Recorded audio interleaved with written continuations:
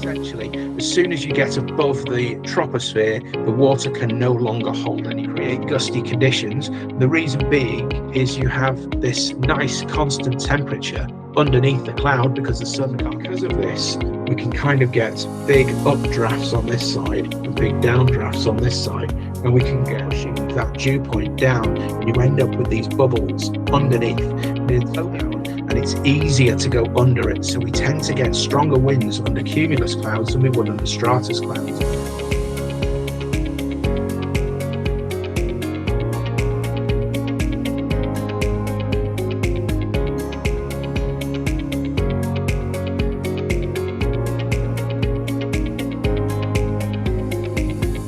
So how do clouds form? A quick crash course in it. So sun beats down on the earth, warms up the water then evaporates and turns and the air soaks it up. Now, generally speaking, the warmer the air, the more moisture it can hold. So if we have nice warm moist air, that warm moist air is going to rise. As it rises, it gets colder up there, and then it will hit the dew point of that volume of water to be held inside that temperature value of air. So if, or once that air temperature drops below a certain point, or the dew point, then that water is let go of.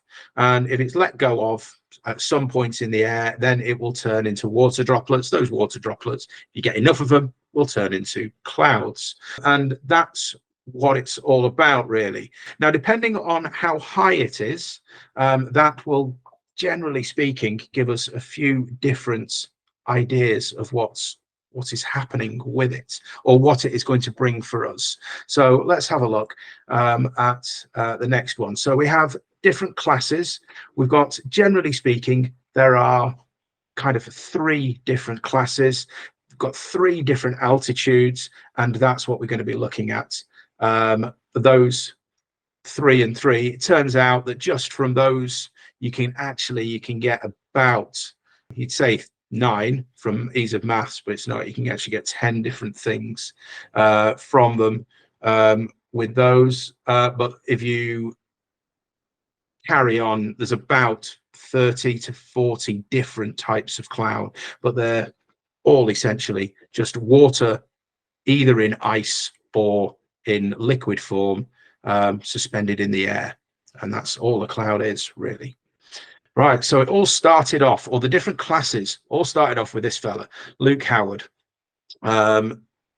He seems like a fairly cheery chap. He got fed up with people just liking the pictures of clouds, so he decided to name them. Now, he realized that, generally speaking, the 2 things that you need to know about it, how high they are and what shape they are. And if you can have those 2 things, then generally speaking, you've got a good idea of the type of cloud you're looking at and what sort of weather it will bring in the future. So yeah, good old Luke Howard, who liked to paint clouds. The different factors, I already said you've got 3 different heights and 3 different shapes, essentially. So the cumulo, strato, and cirro form, they're the 3 that we kind of know, and most of us, if you've done even the first couple of lessons in the day skipper theory, you should be familiar with some of these already, but these are the different things that different ones that we're going to be looking at and how they all fit together. So this next picture here, you can kind of see roughly what it's all about. You've got the height. You can see high up at the top, you've got the cirrostratus and cirrus. This is all in the what's called the troposphere. So the troposphere is from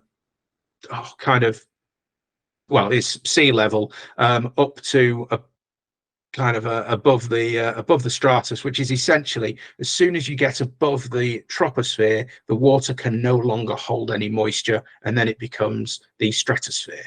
And that's the difference between the 2. And you'll see that the nice big anvil top, a cumulonimbus on the right, that stops at that level. and clouds do stop at that level, and it is quite a straight level. So we're going to start our work our way from the top down, essentially, through this. We're going to have a look at all the different clouds and how it can kind of affect us. So starting off with the high level clouds, we have this this little picture. As I say, it's been pulled from that last picture that we saw. The cirrocumulus, cirrostratus, and cirrus. So we're going to have a look at how they're formed, where they are in the whole grand scheme of it all, and kind of what sort of weather is going to come shortly after it, or if we can get any weather, or we can predict any weather from it. So the first one here is a cirrus cloud. You can generally see this kind of 2 or 3 days before any weather comes out. And because of that, it's not hugely reliant, or you can't really rely on it as a weather forecasting app, I suppose, because you do see these quite often. They are very high. You can see they're kind of wispy. They are this sort of shape because they are being blown about. It is windy up there. So you can see these. They're known as mare's tails, a lot of people call them. So cirrus clouds, we do tend to see these on the approach of a warm front, and you'll see that most of these clouds you will see on the approach of a warm front, slowly working their way to ground level. And this is one of the first ones. So you can see that generally it's fine weather where you are. These are individual clouds, so there's usually quite a bit of blue sky between them. So it is generally fine weather where you are. It may be windy up there at the top of the troposphere, but where you are, it may not be so windy. It may be just a nice day's sail, which, as I say, because they are so far ahead of a warm front, they're not great for being able to say that one is on its way or one will see you, because it's generally so far away. So anyway, so that's our first cloud. The next one here is we have these are cirrocumulus. So these are also individual clouds, but they're not being quite blown about quite as much. So the air is a little stiller, so they can kind of hold their shape. They are, as a generally speaking, they're little cotton wool balls. All these, by the way, are made of ice up here. Oh, this is a little video, this one. If I can get it to play. There we are. So yeah, you can see some cirrocumulus right up at the top there, with these are cumulus running underneath them. This is a time-lapse video, but you can see there's quite a bit of blue sky between them. So these are cirrostratus clouds. So you can see that cirrostratus are they're more joined up. So stratus means basically layer. So these will cover up, but they'll cover the whole of the sky. Now, because they're cirrus clouds, they're quite thin. They're ice-based, so they are quite thin. And generally speaking, you can see the blue sky through them, normally fairly happily, like on this particular bit. Now, cirrostratus clouds, they are the only ones of the cirrus clouds that you can kind of guarantee that your warm front will hit you, or will arrive to you anyway. So if you do see these ones, you are going to get the rest of them. The warm front will arrive, and you only really see these in front of two things. One of them is a warm front, the other one is a hurricane. So generally speaking, if you can have a warm front, then you're in a lot better place, I'd certainly say. Now, cirrostratus clouds are wonderful clouds, because if they get the sunshine behind them, you get these. You get halos. You can have a sun halo or a moon halo. You can also get, which are really spectacular. And this is just, it's essentially, it's a rainbow with the sun passing through the ice crystals in the very thin cirrostratus clouds. You can get to the point where you can say, right, okay, well, we have got a warm front coming towards us. Our barometer should be falling. Our wind should be veering. So these things, we should be able to see all of these things come together. And with that, you should be quite happily being able to predict the rough conditions that you're going to be receiving over the next kind of 36 hours or so. So these are cirrostratus clouds, which I always like them. They all, despite their warning of bringing rough conditions your way, it's a very nice start to it, I always think. So now we're going to look at the mid-level. So we're now kind of the 2,000 to 7,000 meter gap in our troposphere. So this is the middle layer, or the second layer of the troposphere, where the clouds form, but they do form all the way up. So it's not just in three stripes. So you can be at the top of the troposphere, or you can be at the top of the middle layer, or the bottom of the middle layer. You can fit in there. But these ones, you tend to really only get the cumulus and the stratus. You don't get any cirrus clouds getting this far south, this far low down. So alto just means high. It's Italian, not Italian, Latin for high. So they're fairly simple on that one, really. So let's have a look at these ones. So these are alto stratus clouds. So again, because they are a stratus cloud, that means that they are going to cover the sky. There's going to be very, very few breaks in them. It is one big, long, thick layer of cloud. You do get the occasional break, but not really. They do cover the sky. You will see them on approach of a warm front, but you do tend to get them you tend to get them on, say, warm fronts, or you can get them a little bit on the preceding a cold front as well. But generally speaking, on a warm front where that cloud base is getting lower and lower and lower, they can produce very, very light precipitation, but not really. And generally speaking, if it does, it will generally evaporate by the time it gets down to the sea level. So if you were high up, you may feel the odd spot of rain, or the odd flake of snow if it's cold enough. But generally speaking, it will they won't reach the ground. You can get halos through them if they are thin enough, but generally speaking, alto stratus is a little bit too thick for halos. But as I say, it's not uncommon. You might tend to find a patch of rainbow inside the cloud if the conditions are quite right.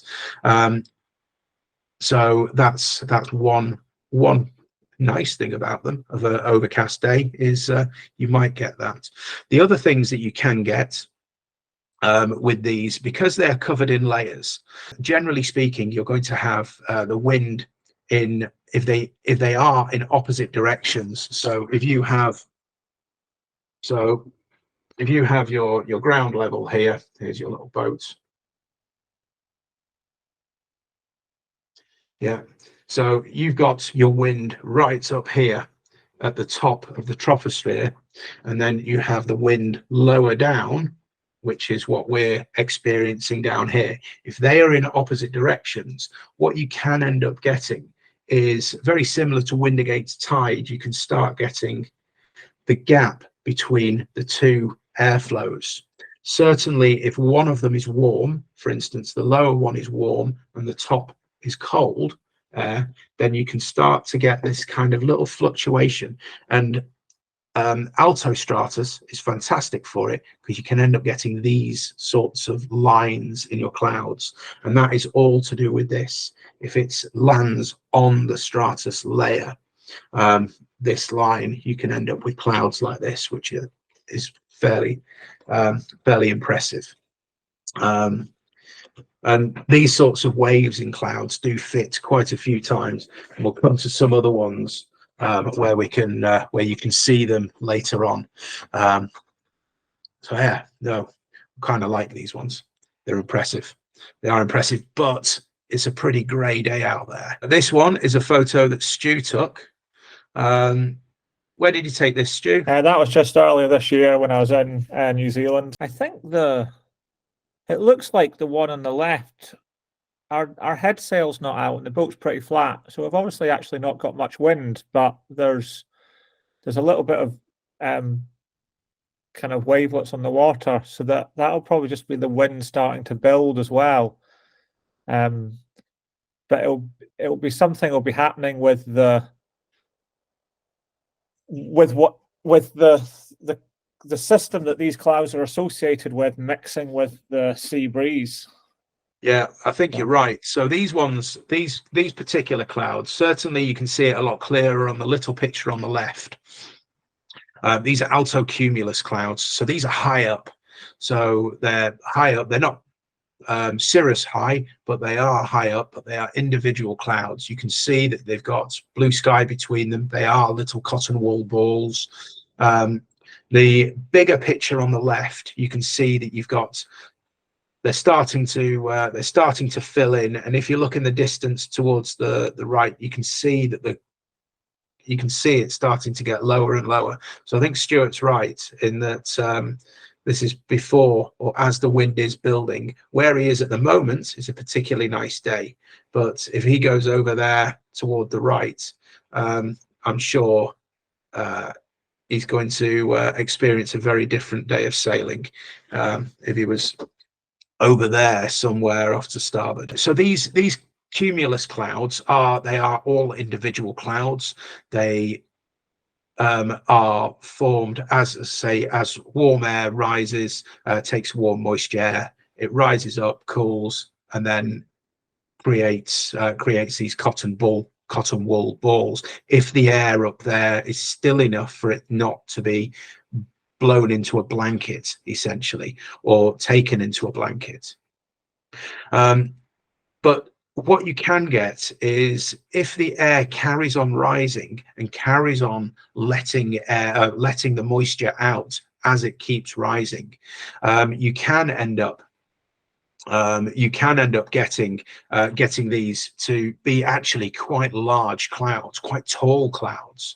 And altocumulus clouds, again, can turn into essentially altocumulus nimbus, the nimbus parts being rain, where they get big enough that they will start to create some sort of precipitation. Generally speaking, they'll be relatively light if it does make it all the way down to the sea level. If you're at the top of a mountain, I'm sure you've got far more chance, but you shouldn't be boating up there. So those are our altocumulus clouds. Now we're going to have a look in a second at some slightly different altocumulus clouds, but these ones are where they really have the air really has carried on rising, and as it carries on rising, creating more and more cloud above it, and they get taller and taller clouds. These ones here, these are altocumulus castellanus clouds, which are the first of our tower type formations. Now they can get up into the levels of the strata of the cirrus clouds, so they can really get very, very tall. And if they do get that tall, then they can start to precipitate if that's what's if they hold enough water, and that water does get let go of. So generally speaking, we're going to see these towards the warm front is almost approaching, so it's almost there. So that would be one time that we do get it. We tend to see these also after a cold front has gone through. So we can see these behind a cold front as well as in front of a warm front. And these are altocumulus castellanus associated with quite nasty weather. So if you do see these, you can see some pretty big stuff on its way. And we'll have a look at the clouds that are associated with these slightly later on, which is where it really comes into its own. Fantastic. So this one, we're going to be looking at the low level clouds. So now we are close to a front or close to a pressure system of some description. Generally speaking, you're going to be having your warm air and cold air mixing, which is kind of where these sorts of clouds start to really come in. So right on that front, on your cold front and on your warm front as well, all these clouds can fit in. So now, bearing in mind, these are all quite large clouds. Now, as sailors, things that we need to be looking at when we're looking at low clouds, so your cumulus, your stratus, your stratocumulus as well, what we need to be looking at is the fact that the wind that is hitting these clouds either has to go over it or under it. There's actually a relatively small gap under these clouds. So hopefully, if they're not particularly tall ones, so your stratus clouds, for instance, the wind can kind of cut nicely, and some can go over, some can go under. With the cumulus clouds, because they have that so much more height to them, the air hits the cumulus cloud and it's easier to go under it. So we tend to get stronger winds under cumulus clouds than we would under stratus clouds. But this is where these low level clouds really come into their own and come into us as seafarers. These are the ones that we need to deal with immediately, because these are there. All the other ones that we've been talking about so far are on the approach of these ones turning up. So we can look at the ones in the previous, so your altos and your cirrus, we can look at those and think, right, okay, well, what's happening? Is our barometer falling? Is our wind veering? Is it backing? What's going to be happening? Where is this front going to be? Where is the weather going to be, and how is it going to affect us? Can we get to a safe haven before it happens? We're now in the low level cloud. We're now at that should we be in a safe haven now kind of tackle. So this is where we are at the moment. So this one here, you can see a whole heap of different clouds all together, but you can see how low they are. If you look off to the right of that, picture, you can see how low it is, how close it is to the top of that hill. We really are. There's not a whole heap of air between you and the cloud. So any wind that comes through here is going to find you. You can see to the left of the picture, the cloud looks like it's almost touching. I'd say that that's pretty heavy rain in there. So you can see from the darkness of the cloud that it is holding a huge amount of water. Not much sunlight is getting through this. And the more water a cloud holds, the thicker it is, the less sunlight it's going to see. So this one, to be perfectly honest, this is our sheep. Do sheep have legs? Well, or is it a sheep with no legs? So these are our cumulus clouds. This is a wonderful day in some farm somewhere.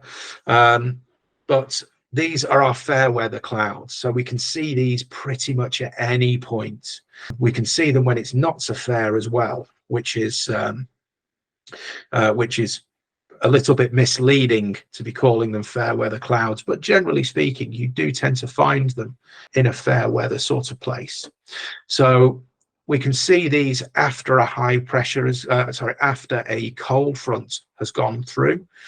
We can see them in a high pressure system. We don't tend to see them too much as a warm front is approaching. We don't tend to see them too much in the warm sector either. These are generally speaking after our cold front has come through, and we are left with just kind of open skies essentially. So we have one air mass. So whether it be warm or a cold air mass, generally speaking, for us at this neck of the woods, we tend to get a cold air mass. But we have our warm, moist air goes up, meets that dew point, and then forms a cumulus cloud. For this particular day, are you looking for a safe haven? Absolutely not. No, I think you are absolutely fine here. This day, possibly. I don't think it'd be too much fun sailing out in that today. But this is what we've got. The reason the Simpsons thing is in there, because I volunteer for the Sea Cadets, and these are always known as Simpsons clouds. So I put a three-eyed bird from the Simpsons in there for you. If I'm all right to step in there. Yeah.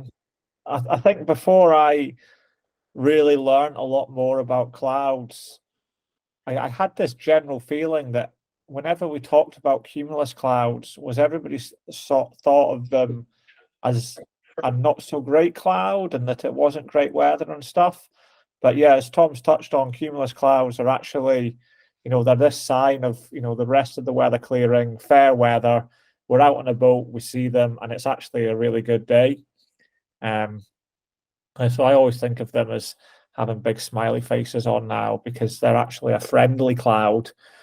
And it's the kind of ones that if you ask a kid to draw a picture, it's what they would draw as well, which is quite nice. You're absolutely right. Yeah, no, absolutely right there, Stu. Yeah, the worst of the weather is behind you.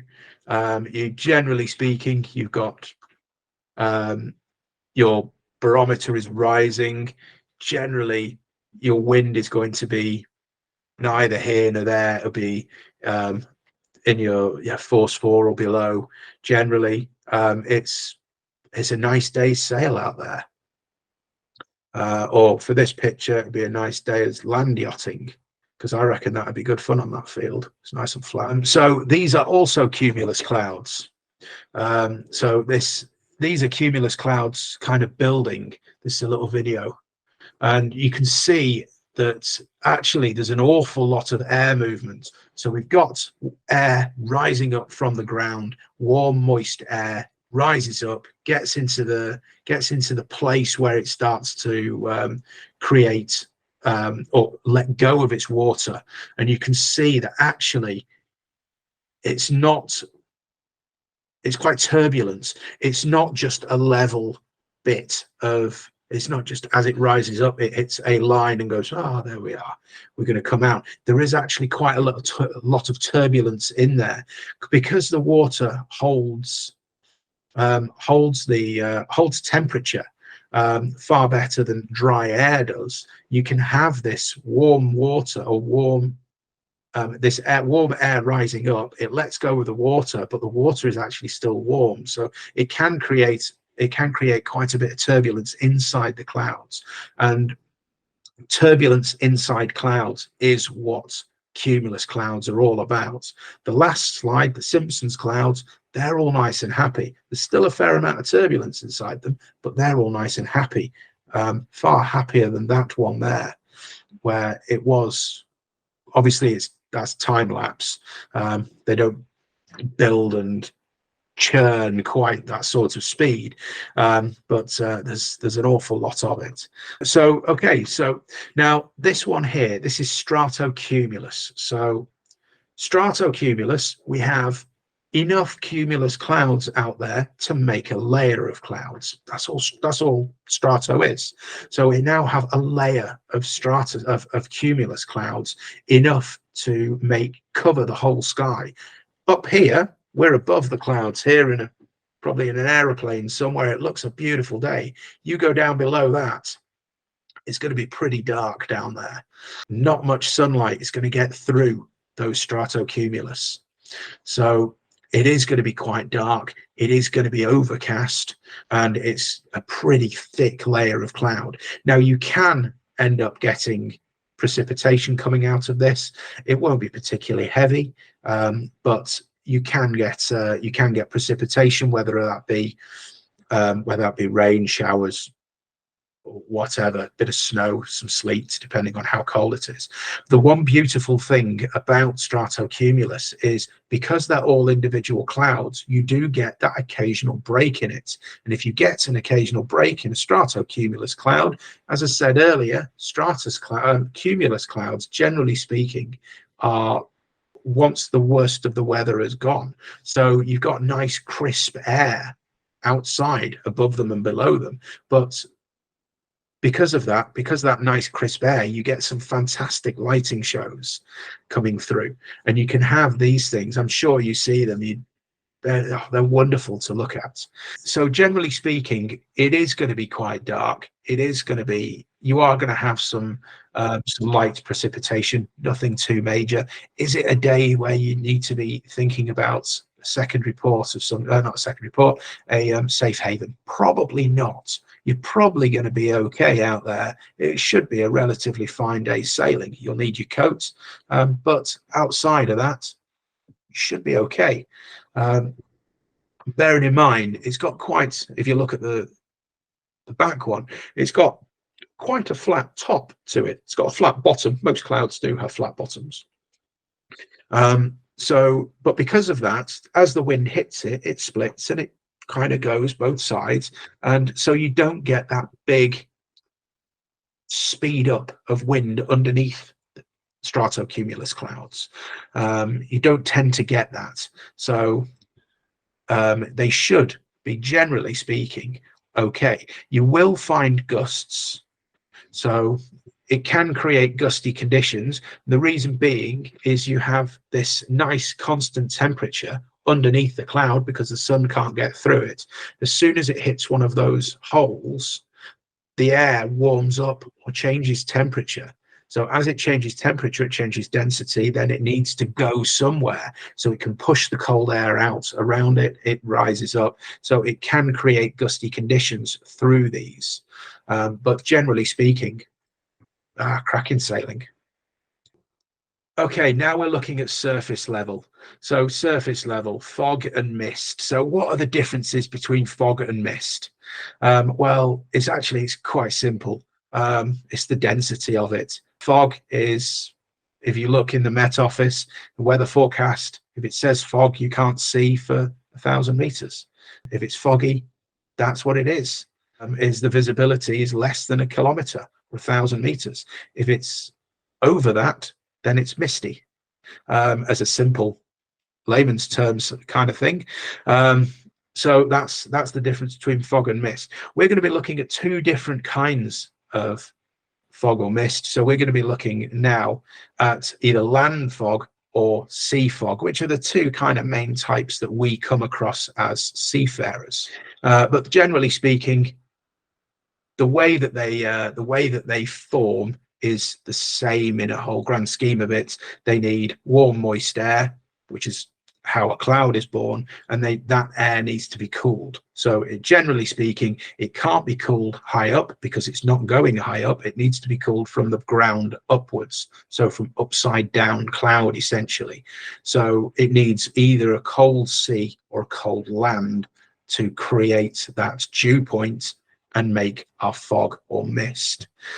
So this one here is radiation fog. So the way that I always remembered radiation fog being land fog is there are radiators in houses, houses are on land, radiation fog is land fog. As tenuous as that may seem, but that worked for me when I was learning it. So hopefully it'll work for you as well. But this is what we have. So generally speaking, if we have radiation fog, it's not going to be very windy. We don't tend to have too much wind in it.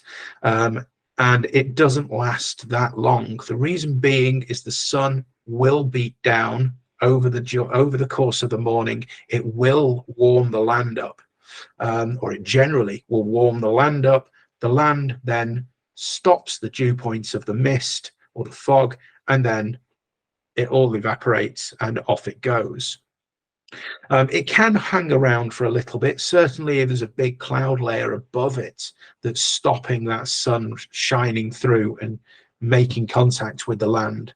But this type of fog is usually found over bits of ground that easily give up their heat overnight.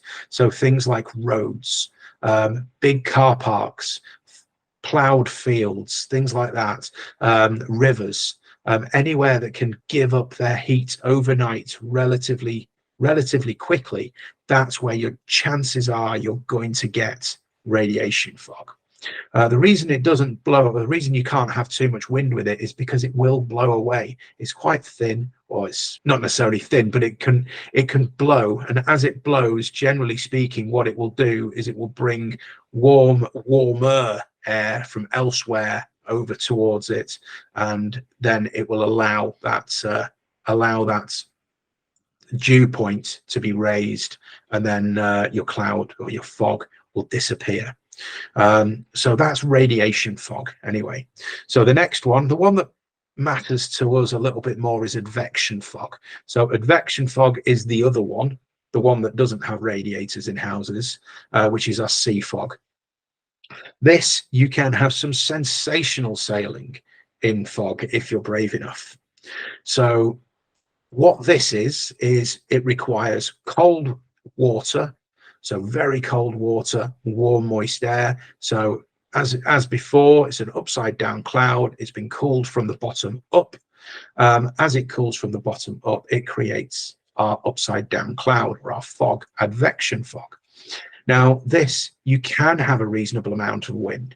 And the thing with this is, if you do have loads of wind, it's going to carry on blowing warm, moist air into the area, which is going to get cooled by the sea, which is not going to get warmed up by the sun particularly quickly. It's going to take months for it to warm up. What you do need is you need the wind to change, to go from blowing you warm, moist air to blowing warm, dry air, or cold, dry air. But as long as it's dry air, if it changes from, for instance, in the UK, goes from a southwesterly to an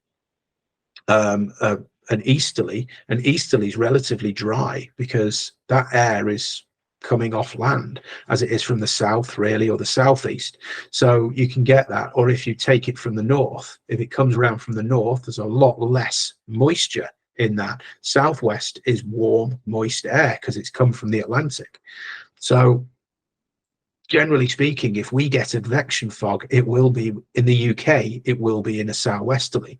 All we need is for that wind to shift to a different direction. Once it shifts to a different direction, it will blow nice warm, or nice drier air over towards us. If it blows dry air towards us, no more fog, and we can carry on. But it can cover vast areas. I've done entire channel crossings in the fog. 60 odd miles of sailing in fog. It's pretty hard going, I'll tell you that. It's not a whole heap of fun.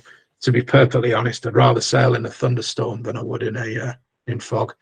When would we get these? Well, you tend to get advection fog this time of year, when the sea is at its coldest. So sea's at its coldest, but actually, well, I say it's pretty cold at the moment outside, but if it's on a nice day, if you can get a nice warm southwesterly wind, then fantastic. You can get advection fog all day long, and it can last for days and days and days. It is quite demoralizing. With radiation fog, the most likely time for that to happen, land time, or land fog for it to happen, is kind of autumn time, where the land cools down quite quickly, but we've still got lots and lots of warm, moist air about. Obviously, it can happen all the way through the winter, but it's where we have those warm, moist airs. But generally speaking, we don't tend to get too much advection fog in the autumn, but we do get radiation fog, and the radiation fog carries on most of the way through the winter, as long as we can get those nice warm days to warm the air and pick up the moisture, and then drop it first thing in the morning on a nice cold bit of land. Okay, so now we're going to be looking at tower clouds. So these clouds, we already looked at one, which is altocumulus castellanus. So we looked at those already. So those are actually quite tall clouds. These ones are cumulonimbus. So these are our cumulus clouds that have got big. And as they get big, they then go from the lower layer into the mid layer. And if they get really big, get into the top layer as well. So these are vast, vast clouds. They hold a incredible amount of water, but generally speaking, we tend to find these on fronts, and it's mostly on steep fronts. And what I mean by that, if we have, there's our land there, we have our warm fronts. You've seen this before. You've got your thin clouds up at the top, they get thicker, and then they get really thick down to your stratus down here. But this is our warm, our cold front, which is nice and steep. The beauty about this side is warm air, that is cold air. So because of this, we can kind of get big updrafts on this side and big downdrafts on this side, and we can get an enormous cloud. That's a horrendous drawing, which makes Ed's artistic licensing look fantastic. But that's essentially what we have, is we can get on the cold front, we can get these huge clouds which have massive amounts of updrafts and downdrafts inside them. If any of you are pilots, they certainly tell you not to fly through cumulonimbus clouds because of the big up and down drafts. They can cause a huge amount of damage to light aircraft, besides all the static electricity that can form inside them, with all the bits of water, whether it be liquid water at the bottom, frozen water at the top, bumping into each other on its way up and down. And it can create huge amounts of static electricity. Eventually, what will happen to that static electricity is it falls out the bottom or acrossways as sheet lightning or fork lightning. So it really can be a huge amount of disruption to us as sailors with these sorts of clouds. Now, as I say, they are massive. Generally speaking, they can kind of have an anvil shaped top. This is a bit anvil-y, where it's kind of, it's smaller in the middle and then it gets big at the top, is what that sort of means. They can have a very flat top as well, where when they do get right up to the top, you can see on the top of this, it almost looks like there's a little bit of cirrus cloud up there, where it's kind of bumping into that and it's being whipped about, which is just ice up there. But there's a huge amount of water in there. Now, as sailors, underneath these things, we are going to have huge amounts of disruption as far as wind is concerned. And the main reason is because the water that these things let go of is freezing cold. As it's freezing cold, it sucks air in from all around it, as well as the air that's being blown underneath it from just the general wind direction of the day. So these things, they really can cause big disruption. It's definitely time to pop a reef or two in if you see these things coming, and if you can avoid them, definitely try it. This next picture here is one where you can really see the size of them. So you can see these altocumulus castellanus, and then you can see the cumulonimbus right in the background. Just the sheer size of it really is vast. They are huge. So that's our main sorts of clouds. We have a few a few extra ones that we're just going to go through, which are kind of rare clouds that we don't see too often, but are cool to understand a little bit about them. As I say, there are loads and loads and loads of these. So yeah, but these are just a few that I picked out. So these ones are called morning glory clouds. So these are would-be altostratus if they could work out. So as I said earlier, we have cold air being blown one way. We have warm air. We'll have a red pen. We have warm air being blown the other way. And because of that, we end up getting our kind of waveform. But this is where just the tops of the wave, or just the tops of the cloud, get touched by the below the dew points. So you only get small amounts of that cloud forming, and the dew points is just right at the bottom of our wave in the sky, our warm cold wave in the sky. These are morning glory clouds. These are quite cool. I've personally never seen them, but I would definitely like to. I think they'd be amazing. What we got next? Oh, we have polar stratospheric clouds. Now these, I don't know if anyone remembers, in the UK we had these last year. So these are funky in the way that they are not made in the troposphere. These guys are made in the stratosphere. So there is very, very little moisture in them. Very, very little indeed. But these are brought, they only really appear in the polar regions, but with the jet stream is just right, it can bring them down. We saw these in the UK last year. This photo was taken in the UK, but you get these fantastic rainbows going through. Very similar makeup to a cirrostratus cloud, where you get the halo, but because it's got the sun directly behind it, you don't get the circle. And they're connected to the ozone depletion, so, which is a shame, but that's where the connection is. A little bit of atmospheric chemistry in there. But those are polar stratospheric clouds. These ones, these mammatus clouds, this is the bottom of a cumulonimbus cloud. So most clouds, as I say earlier, have a flat bottom.